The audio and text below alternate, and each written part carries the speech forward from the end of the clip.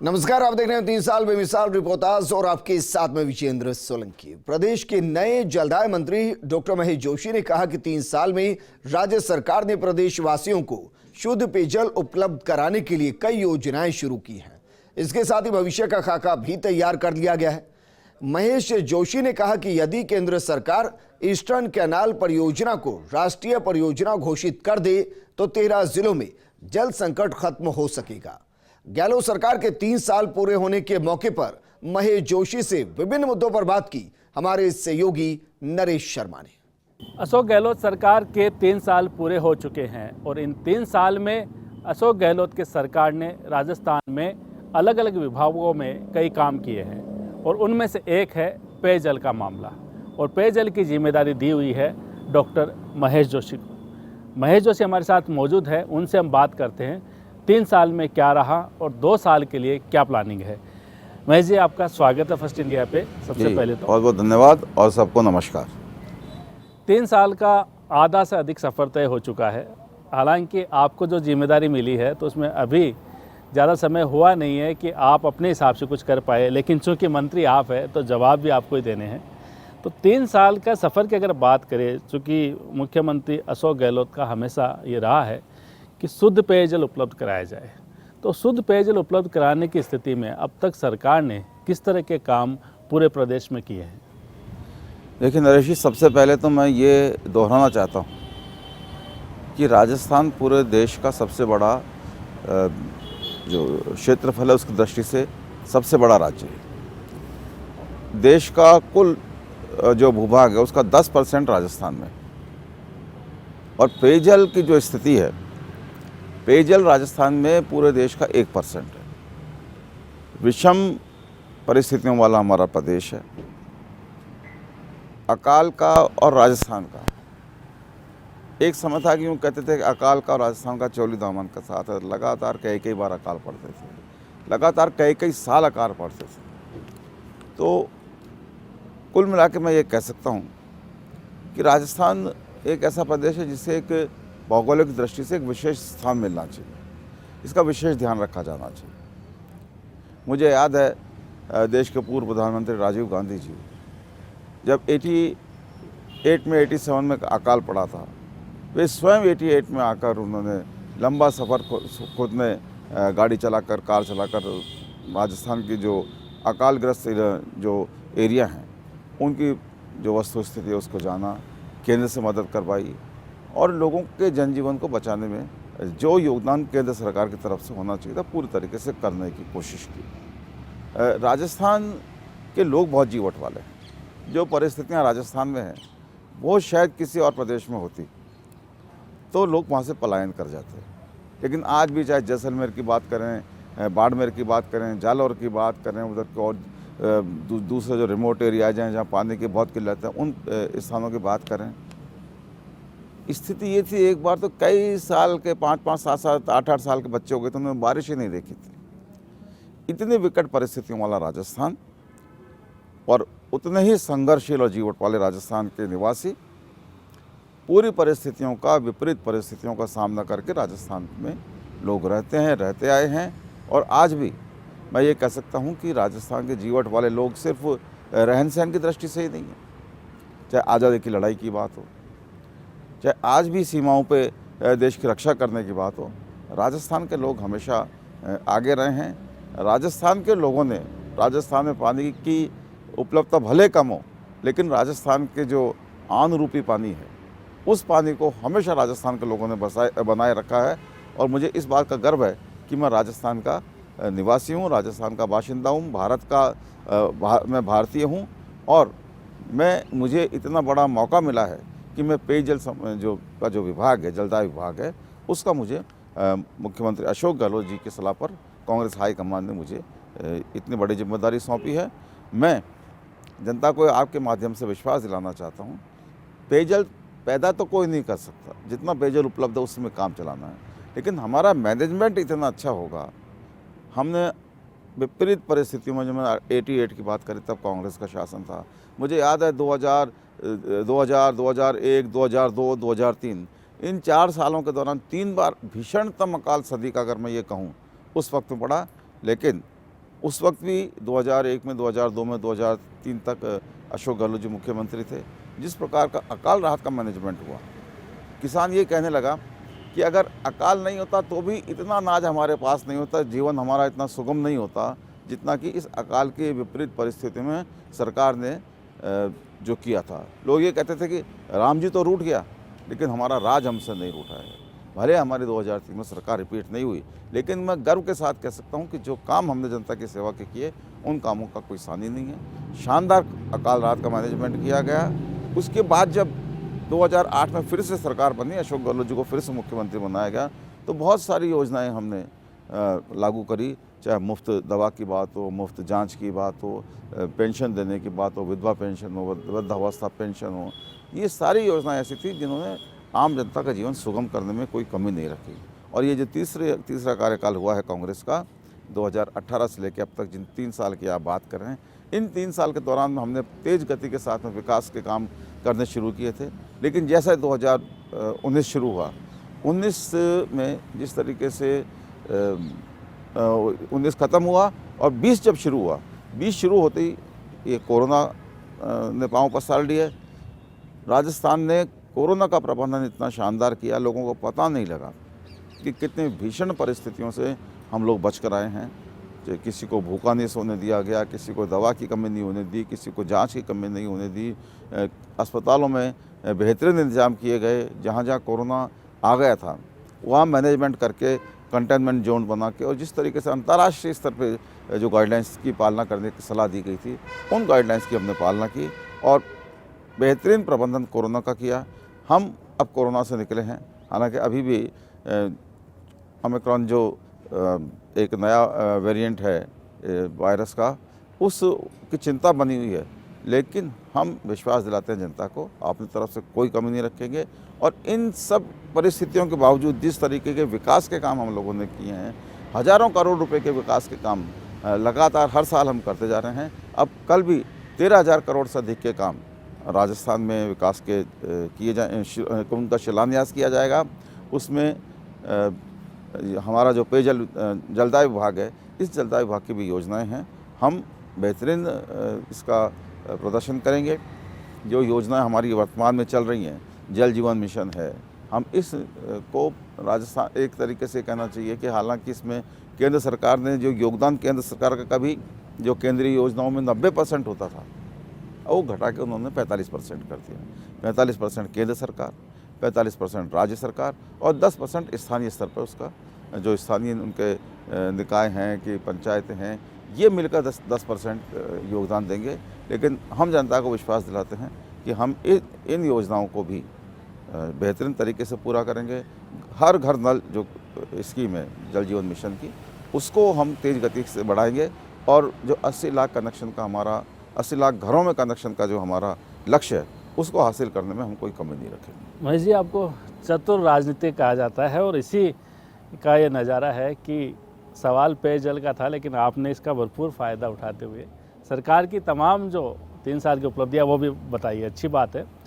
जहाँ तक आपने जल जीवन मिशन की बात की है, तो जल जीवन मिशन में अभी तक राजस्थान में 21% काम हुआ है, जो लक्ष्य है उससे कम काम हुआ है, लेकिन उस गति से नहीं हो पाया। तो आपका मानना है कि अब चूँकि आपने जैसे कहा कि जितना केंद्र सरकार पैसा देती है उतना ही राज्य सरकार भी दे रही है, तो इसको कैसे गति दी जाए? अगले 2 साल के लिए क्या माने, इस काम में तेज़ी आ पाएगी? देखिए, जितना केंद्र सरकार पैसा दे रही है, उससे अधिक पैसा राज्य की जनता दे रही है। राजस्थान सरकार हो चाहे स्थानीय स्तर की बात हो, वो सरकार के स्तर की बात, जो वो प्रदेश के स्तर की बात है, हम उससे ज़्यादा दे रहे हैं। हम लगातार मांग कर रहे हैं। मुख्यमंत्री जी ने मांग की, हमारे राज्यपाल महोदय कलराज मिश्र जी ने मांग की कि इस कई जो नॉर्थ ईस्ट के स्टेट हैं, जैसे हिली स्टेट्स हैं, जो यूनियन टेरिटरीज हैं, वहाँ आज भी 90% और कहीं कहीं 100% भी पैसा JJM में दिया जा रहा है। हमारी भी ये मांग है कि राजस्थान के जिन भौगोलिक परिस्थितियों का मैंने जिक्र किया, उन भौगोलिक परिस्थितियों के मद्देनज़र राजस्थान विशेष जो राज्य हैं उनकी गिनती में आने का अधिकार रखता है, हक रखता है। हम लगातार मांग कर रहे हैं केंद्र सरकार से कि हमारा जो केंद्र का जो अंशदान है उसको 45% से बढ़ा के 90% किया जाए, जिससे कि हम सुगमता के साथ में उन योजनाओं को पूरा कर सकें। जिस वक्त 2019 में JJM चालू हुआ था, तब लगभग 11 लाख परिवारों में कनेक्शन हुआ करते थे। उसके बाद अब हमने 10 लाख परिवारों में कनेक्शन दिए, 24 लाख की हम स्वीकृतियाँ जारी कर चुके, 24 लाख में हम काम शुरू करा चुके हैं। हमारा लक्ष्य ये है कि हम 2024 जो उसकी डेडलाइन है, हम उस डेडलाइन आते आते जो 80 लाख कनेक्शन का जो लक्ष्य है उसको हम प्राप्त कर सकें। बहुत तेज़ी के साथ काम हमने शुरू किया है और शीघ्र ही आप ये देखेंगे कि सारे जितने भी इसके स्वीकृतियाँ होनी है, कि काम कार्यादेश होने हैं, इन सब को हम बहुत शीघ्र इसको पूरा करेंगे। एक और सवाल, चूँकि राजस्थान की में पानी कम है, लेकिन एक योजना है ईस्टर्न कैनाल योजना, जिसको लेके लगातार मुख्यमंत्री मुद्दा उठाते रहे हैं, केंद्र से मांग करते रहे हैं। अभी वो राष्ट्रीय प्रोजेक्ट नहीं बन पाया, तो किस तरह इसका भविष्य नज़र आता है आपको? देखिए, ईस्टर्न राजस्थान कैनाल प्रोजेक्ट जो है, प्रधानमंत्री जी खुद आकर राजस्थान में घोषणा करके गए थे कि इसको राष्ट्रीय परियोजना बनाया जाएगा। हमारे लिए हमें बहुत खुशी होगी, हमारे लिए खुशी की बात होगी प्रधानमंत्री जी अपने वादे को पूरा करें, क्योंकि राजस्थान की जनता को फ़ायदा होता है, राजस्थान की जनता के लाभ की बात होती है। तो उन सारी परिस्थितियों में हम किसी भी स्तर पर जाकर अपना हक की बात कर सकते हैं, हम उनसे डिमांड कर सकते हैं, हम उनसे मांग कर सकते हैं, हम उनसे आग्रह कर सकते हैं। केंद्र सरकार इस प्रोजेक्ट को राष्ट्रीय परियोजना घोषित करे तो राजस्थान के लोगों को फ़ायदा होगा, और हम आभारी होंगे केंद्र सरकार के कि जैसे ही ये राष्ट्रीय परियोजना घोषित होगी, हम केंद्र सरकार का आभार प्रकट करेंगे। प्रधानमंत्री जी अपनी घोषणा को पूरा करें, अपने वादे को पूरा करें, और इससे राजस्थान की जनता को बहुत बड़ा फ़ायदा होने वाला है। लगभग 13 जिलों में इस ईस्टर्न राजस्थान कैनाल प्रोजेक्ट जो है, इसका लोगों को लाभ होगा। राजस्थान में आज भी कई जगह ऐसी है, कई ज़िले ऐसे हैं जहां 4 दिन से पानी आता है, 5 दिन से पानी आता है। जयपुर में हालांकि बीसलपुर से पानी आता है, 100 किलोमीटर दूर से पानी आता है। और मुख्यमंत्री ने भी जब भी कभी रिव्यू मीटिंग ली है तो उनका एक ही मुद्दा बैठक में रहा है कि जनता को पानी ज़रूर पहुंचना चाहिए। ये जो बड़ा गैप है, जहां कभी ट्रेन से पानी पहुंचता है, कभी 4 दिन से घरों में पानी आता है, इस समस्याओं को निजात दिलाने के लिए क्या आगे प्लानिंग है आपकी? देखिए नरेश जी, बहुत ईमानदारी के साथ में आपने राजस्थान की परिस्थिति बताई। आपने जो कुछ बताया ये इस बात के लिए पर्याप्त है कि राजस्थान को पेयजल के मामले में विशेष राज्य का दर्जा मिले। जो अंशदान केंद्र सरकार दूसरे राज्यों को कर रहा है, उनके मुकाबले हमारे को अंशदान और अधिक केंद्र सरकार दे। पेयजल की जो योजना है, इनको पूरा करने के लिए बहुत बड़ा पैसा चाहिए। हम अपने आर्थिक संसाधनों को देखते हुए पूरी कोशिश कर रहे हैं कि हम बीसलपुर का अधिक से अधिक लाभ ले सकें। बीसलपुर पेयजल जो है, बीसलपुर से आने वाला जो पेयजल है, वो अधिक से अधिक जो आबादी है उसको उपलब्ध करा सकें, इसकी हम कोशिश भी कर रहे हैं। तो मैं ये कहना चाहता हूँ कि हमने अपने भरसक कोशिश की है कि हम बीसलपुर से या कोई दूसरे प्रोजेक्ट है उनसे हम पेयजल उपलब्ध करा सकें, लेकिन केंद्र सरकार के अंशदान के सहयोग की हमें विशेष ज़रूरत है। केंद्र सरकार अपना अंशदान बढ़ाए। हम शहरी क्षेत्र में चाहे ग्रामीण क्षेत्र में, JJM ग्रामीण क्षेत्र के लिए चल रहा है, लेकिन हमने शहरी क्षेत्रों में भी जहाँ कनेक्शन है, वहाँ मुख्यमंत्री अशोक गहलोत जी ने 15 किलोलीटर यानी 15,000 लीटर पानी हर कनेक्शन के हिसाब से उसके जो जल शुल्क है, तो 15,000 लीटर प्रति माह का जल शुल्क माफ़ करने की मुख्यमंत्री जी ने घोषणा कर रखी है। इसका मतलब एक बहुत बड़ी राहत पीने के पानी के संबंध में मुख्यमंत्री जी ने दे रखी है। हमारी कोशिश ये रहेगी आने वाले समय में जो परियोजनाएं जिन पे काम शुरू हुआ है, कि जिनकी DPR बनी है, उनको और अधिक तेज़ी के साथ में हम उनको पूरा कर सकें, और राजस्थान में जो जनता की जो डिमांड है पानी की, उसको पूरा कर सकें। मैं जी, मेरा अगला सवाल जो है, हालांकि उसके लिए आप ज़्यादा दोषी नहीं होंगे क्योंकि आपके पास ये मंत्रालय नया है। राजस्थान में जो प्रोजेक्ट चल रहे हैं उनमें से कई प्रोजेक्ट लेट लतीफ़ है और कई कारण हो सकते हैं, कोरोना काल भी हो सकता है। आपने भी जो अगर पिछले 3 साल की बात करें, कई प्रोजेक्ट शुरू किए हैं, लेकिन कहीं न कहीं जिस समय पे वो पूरे होने चाहिए थे उस समय पे पूरे नहीं हो पा रहे हैं। तो इसको लेके आपने मॉनिटरिंग की है, शुरू की है, या आगे इस तरह का देरी ना हो उसके लिए विभाग में कोई एक्शन प्लान करने की तैयारी है? हमने अभी तक एक मीटिंग की। मैंने मंत्री बनने के बाद में सारे जो चीफ इंजीनियर्स हैं, चाहे वो प्रोजेक्ट के हों या दूसरी चीज़ों के हों, चाहे जेजेएम के हों, उन सब की मीटिंग की है। उनके सामने 2 बातें हमने बहुत विशेष तौर से रखी। एक तो इतनी तेज़ी लेकर आए कि अब जो काम बचे हैं वो काम समयबद्ध तरीके से पूरे हों, और गुणवत्ता में, चाहे काम की गुणवत्ता हो चाहे पेयजल की गुणवत्ता हो, उसमें कोई समझौता बर्दाश्त नहीं होगा। हमने गुणवत्ता, पेयजल की गुणवत्ता जो है उसके लिए हमने जो 33 ज़िले हैं, उन 33 ज़िलों में से 32 ज़िलों में तो हम प्रयोगशालाएं स्थापित कर चुके हैं, और उनको भी नेशनल लेवल पर जो एक्रेडिटेशन बोर्ड होता है, उनमें से 32 में से 30 हमारे जो ज़िले के जो प्रयोगशालाएं हैं उनका एक्रेडिटेशन हो चुका है, बाकी का भी हो जाएगा। हम ये चाहते हैं कि आम आदमी अगर किसी को शक है पेयजल के मामले में, तो प्रयोगशाला में अपने पेयजल को वो की जांच करा सके, और जो पेयजल की जो राशि, जो शुल्क होता है 1000 रुपये का, उसको भी घटाकर मुख्यमंत्री अशोक गहलोत जी ने 600 रुपये किया है।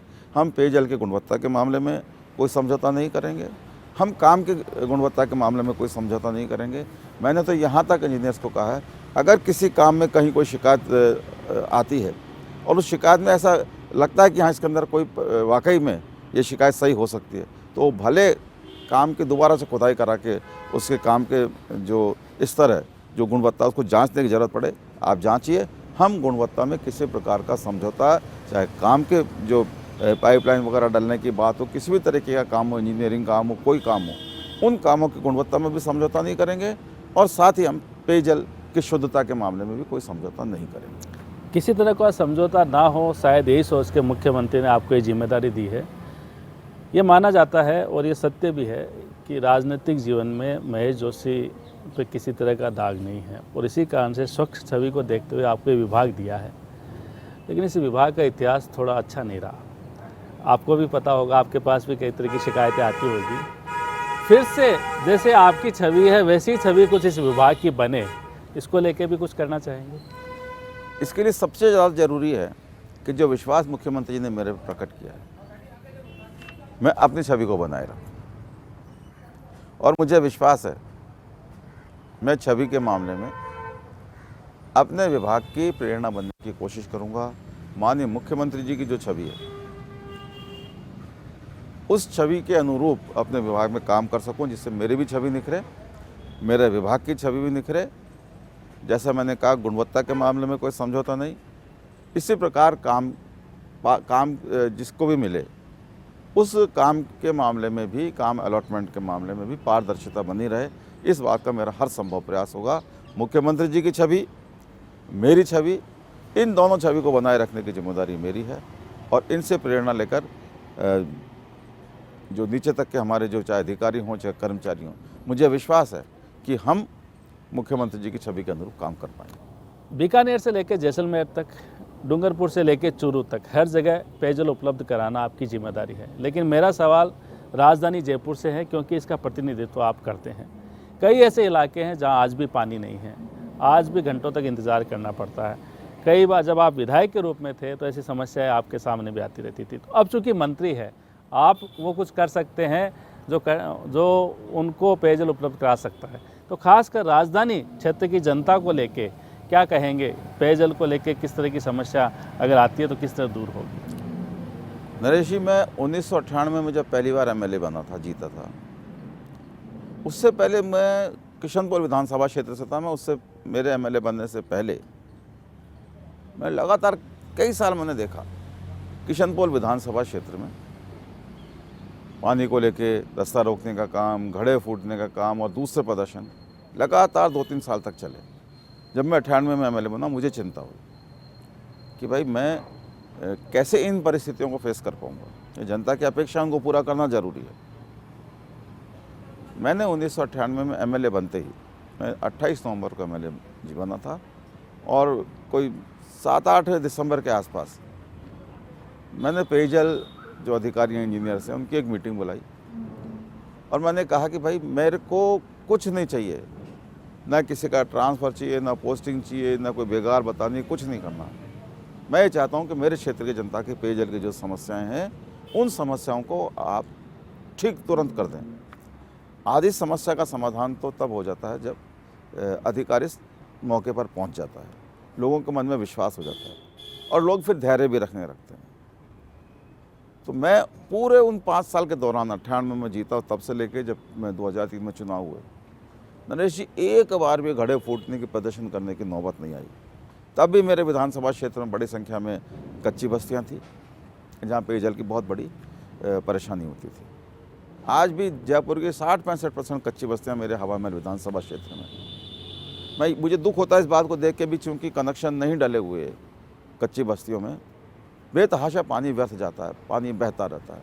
मैंने अधिकारियों को ये भी कहा कि ये जो पानी बहता है इसके बारे में विचार करें।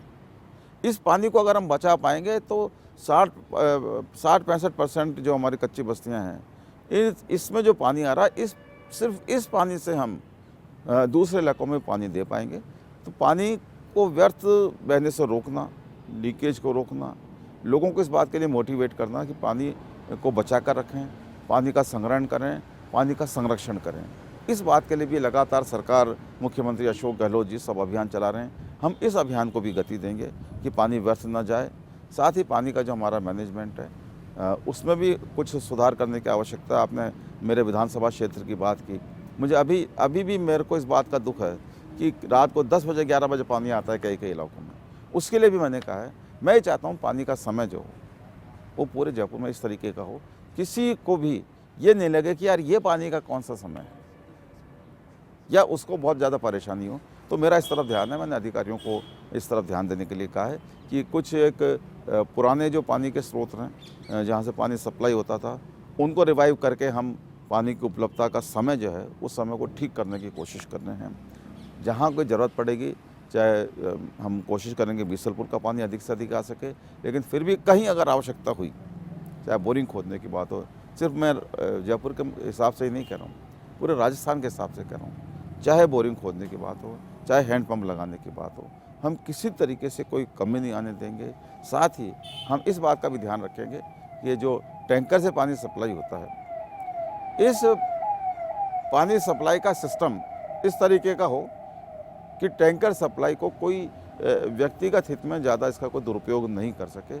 जहाँ ज़रूरत हो, जितनी ज़रूरत हो उतना पानी पहुँचे, इस बात को सुनिश्चित करने की हम हर संभव कोशिश करें। भाई जी, एक और सवाल है, क्योंकि आपका विभाग काफ़ी बड़ा है और उस विभाग में बहुत से कर्मचारी अधिकारी हैं। कर्मचारियों की समस्या बहुत सारी रहती है, कई बार आपके पास भी आते हैं लोग बाग, तो ऐसा लगता है कि उनकी दिशा में भी कुछ कार्य होने जा रहे हैं। देखिए, कर्मचारी तो जो पीएचडी के कर्मचारी हैं उनसे मेरा बहुत विशेष एक लगाव है। मैं पहले बार एमएलए रहा तब भी, उसके बाद जब मैं एमपी था तब भी। पेयजल विभाग जो है, इसके कर्मचारी अपने मंत्री के पास जितना जाते थे उतना ही मेरे पास भी आते थे जब मैं एमपी था, और मैंने हर संभव कोशिश की कि पेयजल कर्मचारियों की जो मांगे हैं, की जो समस्याएं हैं, उनकी तरफ मैं ध्यान दे सकूं। कई बार तो ऐसे हुआ कि पेयजल जलदाय विभाग के अधिकारियों ने, कर्मचारियों ने, जेईएन स्तर तक के लोगों ने घोषणा कर दी कि हम कल से हड़ताल पर जा रहे हैं, और मेरे आग्रह पर, मेरे कहने से उन्होंने उस हड़ताल को कॉल ऑफ किया रात को। तो मेरा विश्वास है कि जलदाय विभाग के जो कर्मचारी हैं वो मेरे साथ कंधे से कंधा मिलाकर जयपुर की और राजस्थान की पेयजल की जो समस्याएं हैं उनको सुलझाने का में कोई कमी नहीं रखेंगे, और हम मिलकर जयपुर सहित पूरे राजस्थान की पानी की समस्या को सुलझा पाएंगे। विभाग नया है, काम नया है और काम आप करेंगे भी, ऐसी उम्मीद है। लेकिन राजनीति में काफ़ी जिम्मेदारी आपको मिली है। अभी आप पहले मुख्य सचेतक रहे और सियासी संकट में सरकार को बचाने में काफ़ी अहम भूमिका रही। माना तो ये जा रहा था कि महेश जोशी 3 साल पहले मंत्री परिषद में शपथ ले लेते। क्या ये फैसला देरी से हुआ है, देर से मिला है? कोई फैसला देरी से नहीं होता। फैसला जब लिया जाता है बहुत सारी परिस्थितियाँ होती हैं, बहुत सारी चीज़ों को बैलेंस करना पड़ता है। राजनीति, अच्छी राजनीति बैलेंस का दूसरा नाम है। बैलेंस करके नहीं चलोगे तो अच्छे से अच्छा राजनेता, उसको परेशानी आ जाती है। और बैलेंस करके चलते हैं तो कमज़ोर से कमज़ोर जो नेता होता है उसका भी काम ठीक तरीके से हो जाता है। अशोक गहलोत जी एक बहुत मजबूत राजनेता हैं, ये पूरे राजस्थान ने देख लिया। उनकी छवि की आपने बात की, मैं तो अपने आप को चंद्रमा के तरीके से मानता हूँ, जो अशोक गहलोत जी रूपी जो सूर्य हमारा है उससे रोशनी पाकर और लोग मुझे उस रूप में देख रहे हैं।